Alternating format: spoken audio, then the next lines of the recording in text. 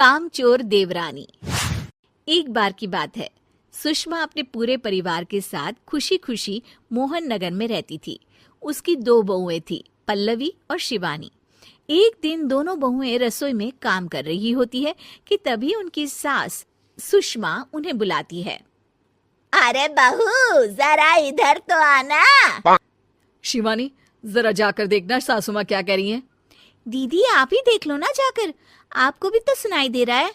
अरे मैं आटा गूंद रही हूँ ना, तुम चली जाओ। हाँ तो मैं भी तो सब्जी काट रही हूँ ना दीदी। अरे बहू, जल्दी आओ। ओह, ये तो जाएगी नहीं। मैं ही जाकर देखती हूँ कि क्या करना है। पल्लवी सुषमा के कमरे में जाती है। जी मम्मी जी, क्या हुआ? शाम को घर पर कुछ मेहमान आने वाले हैं, तो तुम अच्छा सा खाना बना लेना बहू। ठीक है मम्मी जी, आप बता दीजिए क्या क्या बनाना है और कितने लोग आ रहे हैं। सुनील की मौसी जी और उनका पूरा परिवार आ रहा है। कुल मिलाकर 3 लोग और हमें मिलाकर हुए 9 लोग। तो अभी से ही तैयारी करना शुरू कर दो। और हाँ, घर की सफाई भी कर देना, हाँ, अच्छे से। जी मम्मी जी, सब काम हो जाएगा, आप चिंता मत कीजिए। पल्लवी शिवानी को घर में मेहमान आने वाले हैं इसके बारे में बताती है। क्या 9 लोगों का खाना बनाना होगा, घर की सफाई करनी है? बाप रे, सासू माँ ने तो हमें घर की नौकरानी ही समझ कर रखा है। ऐसा नहीं बोलते शिवानी, हम इस घर की बहू हैं और घर के काम करना हमारा फर्ज है। दीदी तो है ही सासू माँ की चमची, जब देखो सासू माँ सासू माँ। मैं तो इतना सारा काम नहीं करने वाली।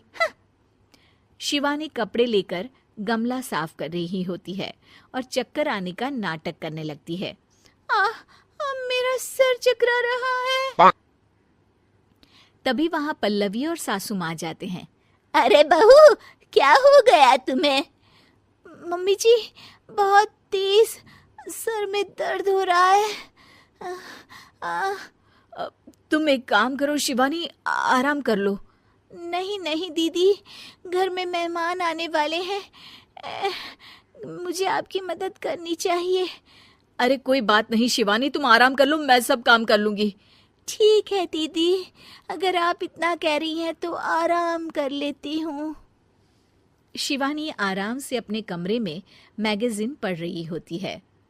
इसे कहते हैं आराम की जिंदगी। इतना सारा काम। चलो, सारा काम खत्म हो गया, शिवानी को देख आती हूँ।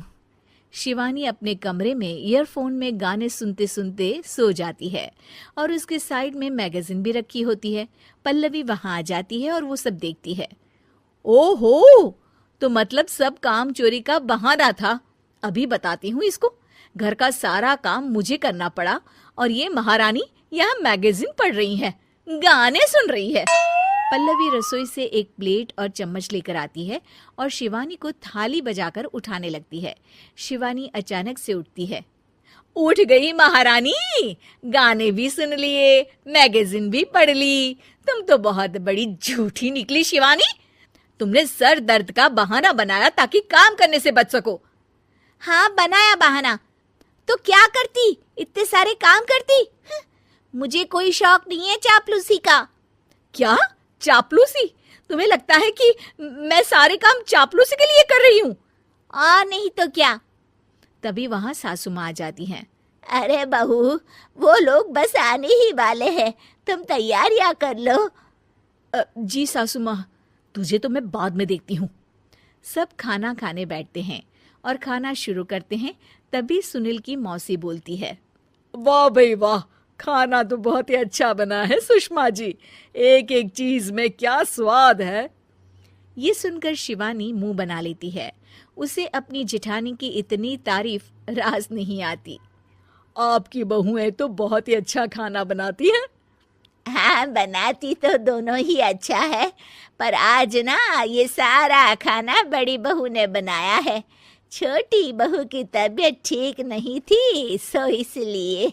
मानना पड़ेगा सुषमा जी, आपकी बड़ी बहू तो बहुत ही गुणवान है। पल्लवी की तारीफ सुनकर शिवानी को जलन होती है। पल्लवी ये सुनकर खुश हो जाती है और शिवानी की तरफ देखकर उसे चिढ़ाती है। कुछ देर बाद मेहमानों के जाने का वक्त हो जाता है। मौसी जी सबके लिए उपहार लाई होती है। वो सबको शगुन के पैसे देती हैं और अंत में पल्लवी के पास आती है।